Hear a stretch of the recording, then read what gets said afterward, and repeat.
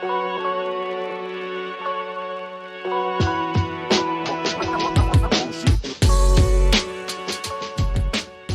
going to start with the rapid fire round. The first question is, at what age do you want to retire? Soon as possible. How long does it take you to get ready in the morning? Me, 15, my kids, an hour. Most embarrassing moment of your life? Most embarrassing moment of my life. When for my first job, I was being asked to tell a joke, and the joke was quite inappropriate, unfortunately. Favorite color? Green. What time of day are you most inspired? It's a good question. It's around 10. How many hours of sleep can you survive on? Probably 6. Fill in the blank. An upcoming marketing trend is blank. AI.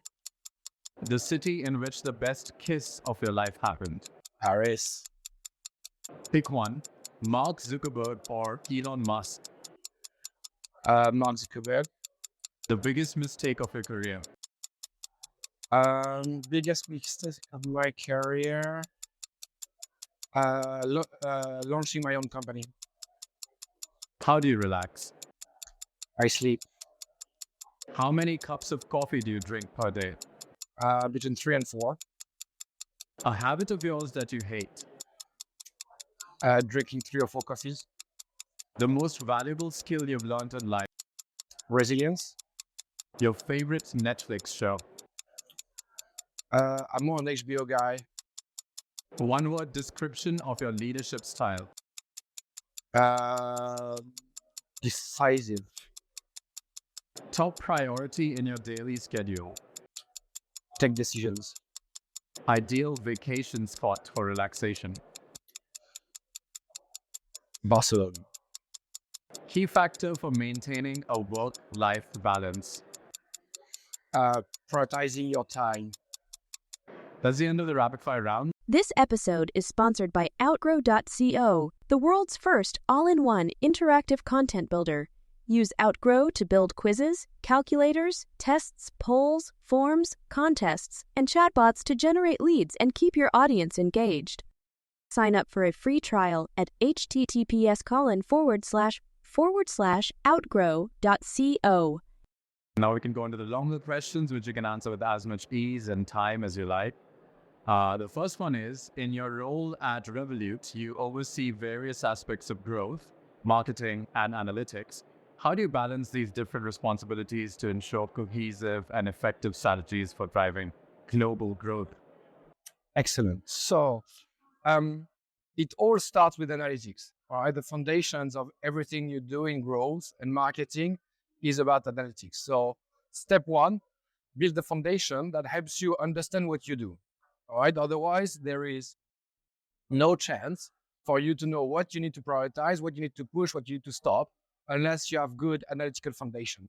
So this is really the step number one, and you never compromise on your analytics. Then you have growth, which you could say is more the lower funnel of activities that you have, which is very much based on the analytics that you've built.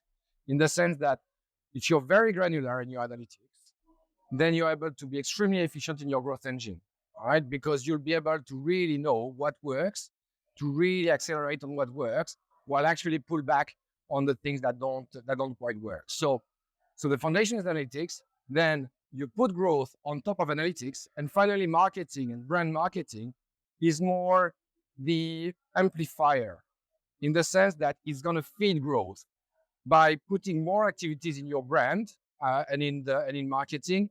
You feed your growth engine that is all based on your analytical foundation. So that's how I balance those three things out.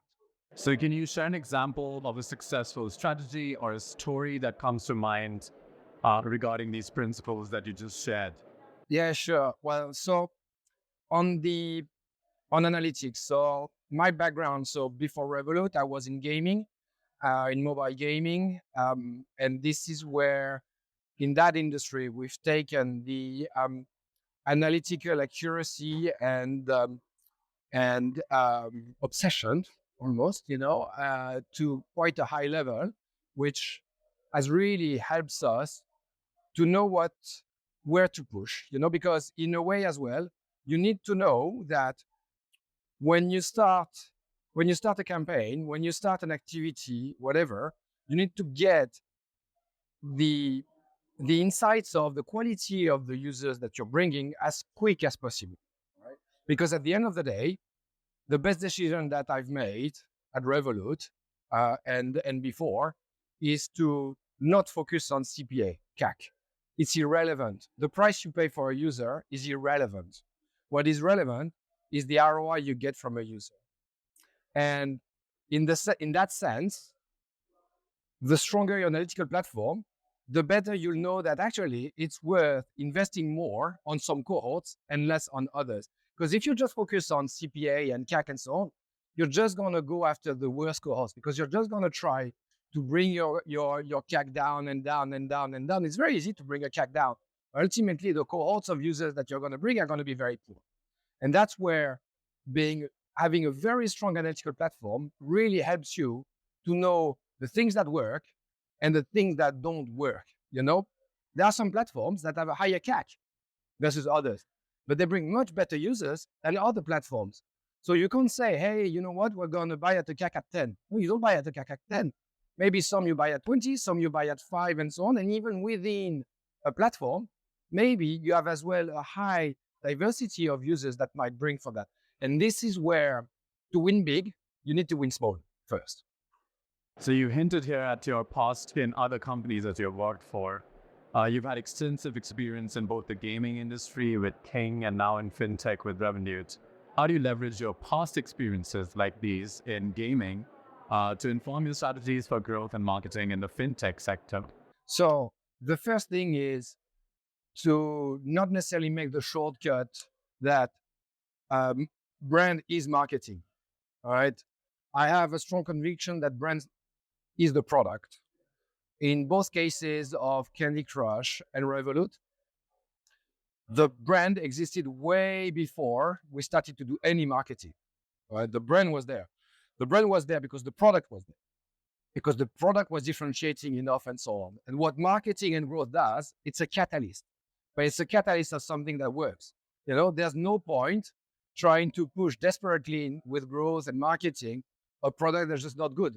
You're not going to suddenly make a product look good just because you do some good marketing. All right. So it all starts with the product, which is really the key that I really got from gaming that I brought into FinTech. Linked to that, there's a lot of startups and so on, that say, oh, you know what, I have a great product, but my problem is my brand awareness. That is a bad excuse. That is a very bad excuse. It's not such a thing that, oh, my product is great, I don't have brand awareness. For a very simple reason is that in the early days, your product penetration will never be linked to your brand awareness in the sense that it's not brand awareness driving your penetration. It's the opposite. It's your penetration that drives the brand awareness. It's because you have a great product that you get more and more adoption, that you get more and more known. And then that's how you start. That's how you get the ignition, through that. And then you can build some virality that both Candy Crush and Revolut, we've been very good at in building viral loops and so on to engage and accelerate this growth. And then you can put some marketing, and then you can really build stronger foundations to build on the engagement, on the loyalty, et cetera, in the longer run. But given that gaming and FinTech are two completely different industries and audiences, how do you tailor your approach to resonate with the unique needs and preferences of each of these demographics? So I know, I don't think too many banks would hire a CMO coming from mobile gaming. It's probably not the shortcut people would take. Now, when you look at the core of it, what is it? All right. In both cases, we're talking about mass consumer services. All right. It's about an application business, on mobile that then follows the same tech stack, the exact same tech stack that you have in both cases. And then it's about driving adoption of a product that are both based on the freemium model. It's both a freemium model. Gaming is free, Revolut is free until you want to get more stuff and get into a premium subscription, etc., or into gaming, you get some boosters, or you can buy stuff and so on. So it's very much more. It's not necessarily about the product itself. It's about how it's structured and what it's based on. Because at the end of the day, you speak to the same people. I mean, everyone has a bank, right? Everyone plays games. You're talking to the same people. So speaking of everyone having a bank, Revolut has experienced significant growth in various markets, including Italy, where it recently achieved the #1 spot in downloads for financial apps. Can you elaborate on the specific marketing strategies or tactics that led to this? Yeah. So to complement what you say, we're actually now #1 in 15 countries. So whether it's in the UK, in Ireland, in Spain, in Italy, as you said, since a few weeks ago, in many countries as well in Eastern Europe, Romania, Poland, Slovakia, etc., etc., and we're really growing across all our European markets and as well beyond. I mean, in Australia and New Zealand, Singapore, and so on, we're growing very fast, and there are other expansion markets. Now, what is the recipe? How did we do that? So, first of all, our growth is not made of coup, in the sense that it's not like you suddenly see a spike. We believe that growth it's like running the 100-meter. Like Usain Bolt was not running much faster than everyone else, right? But he just managed to optimize everything little by little so that he could win at the end. And at the end of the day, he was the winner.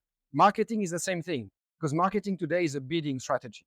It's a bidding war, And at the end of the day, what matters is that you bid always slightly above everyone, so that you always get the top of the waterfall, And that's what we are doing. So it's about those small wins that ultimately puts you at the forefront of everyone else, and then the winner takes it all. We are in a place where, especially with the new technologies, with the mobile platforms and so on, where it's winner takes it all. And that's what we are doing on every single market. We are making sure that we are #1. That makes us win. So you mentioned 15 countries where Revolut is now #1. How important was localization in your marketing efforts? And what specific steps did you take to tailor Revolut's offerings to these particular markets? That's very interesting. So I think localization is one of the most overly rated things in marketing. I'm not saying it's not important. I'm saying quite often the cost of localization is higher than the scalability opportunity. Okay, I'll give you an example. If you start scaling your teams locally, you're going to dilute your talent. All right. So at Revolut, we have a small team of growth that sometimes we don't even speak the language of the country where we're in, and we are playing against competitors who have a whole department of marketing into it, and we are winning. We are winning not because we are better locally, but because we are better in the vertical that we're operating, whether it is analytics, whether it's performance marketing, whether it's the way we do influencer marketing, etc., because we are very, very deep experts in everything we do. No one is a generalist at Revolut. I think generalists don't bring the value that you would want. Now, yeah, they can come the localization and so on, which I agree, localization has value, but I believe scalability and in-depth expertise in every domain is actually a lot more important than localization. And so these 15 countries that you've mentioned have also had their own big banking giants. So what do you have to say to detractors who don't look at Revolut as a real bank, let's say? So we have a very different approach to the way banking is promoting itself. I think there is still very much this idea of I'm going to change bank. I think Revolut, we see ourselves more as how can you say it? It's like a snack. It's a snack moment. So because Revolut is a super app, it's a super app where you can do payment, where you can do FX, where you can do trading, when you can do savings, credit, etc., remittance. So you have a very wide spectrum of product. Now, we're not asking you to come to Revolut and adopt them all at once, which is what banks are doing, in the way like you change bank. Well, you know what? You're going to bring everything, with you. No, how about you get a snack? Let's imagine you go on holiday in Mexico next month, and then you need a card with a cheap FX and so on, something that is very efficient. Take a Revolut card. Go on holiday there. And then you'll see it's super convenient and so on. And then when you come home, you realize, wow, actually, I can win points the more I spend, and I can win cash back. So maybe actually I'm going to spend with my card, when I'm there. And then, oh, there's a bit of trading. Maybe I do some ETF just on the side and see how that is and so on. And then you go little by little. And then at some point, maybe you take the full tasting menu, and then you move and then you say, okay, now I bring my salary to Revolut. And now that's it. I don't need the other banks. But we're not asking our users, hey, you know what? We're here together for life. That's it. No, that's not the approach. And that's the power as well from a cost of acquisition perspective, because I'm not here to acquire the full household, if you want. I'm just here to acquire a user and get the opportunity to demonstrate the power of our product instead of just saying, hey, you know what? You need to bring everything with you. So what role does user experience play in all this? Because you mentioned all these features that Revolut has that don't actually overwhelm the users as traditional banking apps do. So what is the key here? That is, you're asking a really good question, because this is really the core of where I believe Revolut is head and shoulders above everyone. Because having a super app is it can be quite intimidating and, well, let's call it frankly a mess. And I think what Revolut has done is making it super clear for the users to actually understand where is what, where I want to go, where I don't want to go, and where to find my product, and really nailing this user experience to maximize your cross-sell and so on, cross-sell, upsell, etc., is absolutely critical to our business model today. And to what extent does your data-driven approach play a role here? Are you able to tell them to make things simpler in case they get more complicated at some point? What is going to keep this super app in check in case it gets complicated like a bank? Yeah, sure. So, well, I mean, as all FinTech and tech companies, obviously, we A/B test a lot. I think we have as well the huge advantage of being present in 40 countries, which means that we can soft launch products in a very gaming way. You soft launch in a country and so on in order to test a product and see whether this is the right product, take the opportunity to work on it, improve the experience and so on, so that when you want to launch in a bigger market, it's already a proven product, and leveraging this thing. And I do the same, from a marketing perspective, like we test a lot of incrementality. We test a lot of go-to-market strategies. Let's say in a market, I go with TV. In a market, I go with out of home and so on. And then I can do some multivariate testing, etc. And that you can do only if you're global. Because if you're only in one market, how are you going to test? And that is the power really that Revolut has cracked, is that we don't go with a leap of faith. We just go, we test, we improve, we optimize, and then we launch, we roll out, and then we move on to the next one. What are the next markets you're planning to expand into? Sure. So now we are, as I said, we are in Europe, we are in the UK, in Switzerland. We're already live in Australia, New Zealand, Singapore, and Japan. We are live in Brazil and the US. Now we just got last month a banking license in Mexico. So that's going to be a big launch for us coming in the coming months. And then the next big one will be India. That is coming very soon as well. And so as a person in charge of growth, sometimes do you find it mind-boggling the regulations that might be outdated in countries regarding banking regulations, what is allowed and what is not? So, well, it would be too easy to say yes. I think the banking needs to be regulated, right? Let's be clear. It is very important, because that's how well you drive trust. If you're perceived as the player that always goes against the regulators, well, that's not going to play in your favor. I think we've seen some sectors that have gone a little bit off piste. Like you don't want that. You really need to build your business considering all those. Those are constraints, but they're protections. And protecting the customer is protecting the business. At the end of the day, you want the customer to be happy with the experience and to feel protected with the rules. So of course, we would want regulators to be quicker, faster, more agile, and so on. I think you need to adapt. So what does your typical day at your work look like? My typical day. All right. So, well, Wake up in the morning and then. yeah. So I wake up in the morning, prepare my kids, I drop them to school. And then the day starts. Now I'm quite lucky because I live in Barcelona, but a lot of the team is actually more in London and so on, which means usually my meeting starts at 10, which gives me a lot of valuable time until 10, where I can really prepare my day. So start with Looker. Uh, I I drill Looker as much as I can so that I know my numbers. So that's my routine. Um, and then the day starts.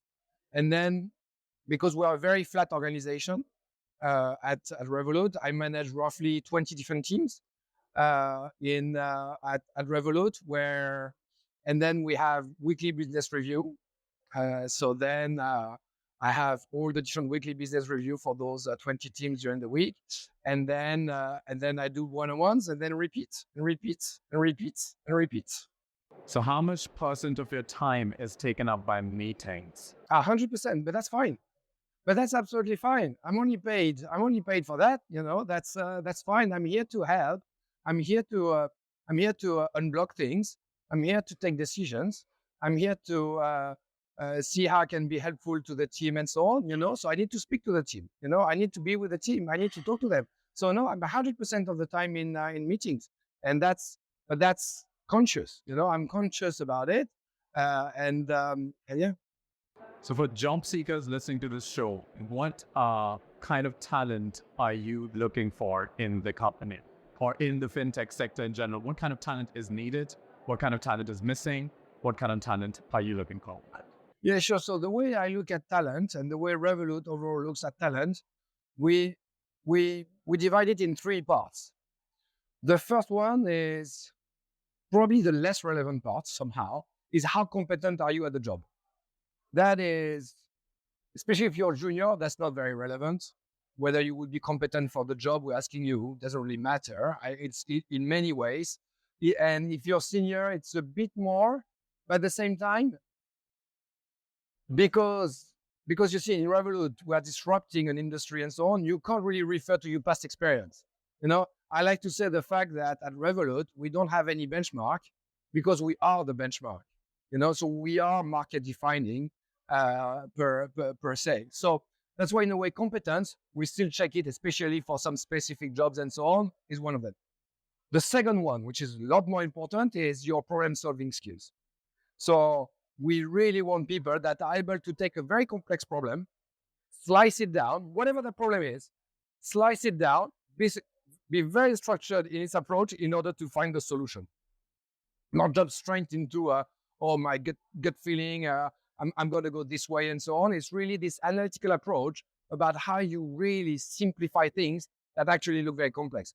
Because can you imagine launching a bank that is in 40 different countries in just 10 years? That's a pretty big thing. But if you just slice it down and take things one by one and focus on execution rather than the strategy, you just focus on execution, then you win. So that's the second one. And then the last one is your value alignments, right? Try to understand whether the company values and the candidate values actually match. And then this is it's not a question of whether you're good or bad. It's just, do you fit or you don't fit? And it's not judgmental, in a way. Like at Revolut, we have certain ways of working that maybe don't fit with you. That doesn't make you a bad person. It just means that it doesn't work. And in the same way, you may not fit. You may think that, well, actually, you know what? We've checked the values. It's not really like the way I work. And I think you need to be very transparent about that at the very beginning, And Revolut is quite a demanding place. It's very entrepreneurial. You need to have to be okay with autonomy and so on, and quite hardworking. That's fine. That's the deal. If you're very ambitious and you want to do it and be part of this incredible story, come and join it. If you feel like it's too much for you, it's okay. I think there are opportunities for everyone in this space. So the last question for you is of a personal kind. What would you be doing in your life if not this? I would be scuba diving somewhere. I am Antoine Le Nel, VP of Growth of Revolut. Catch me on the Technologies of the Month show.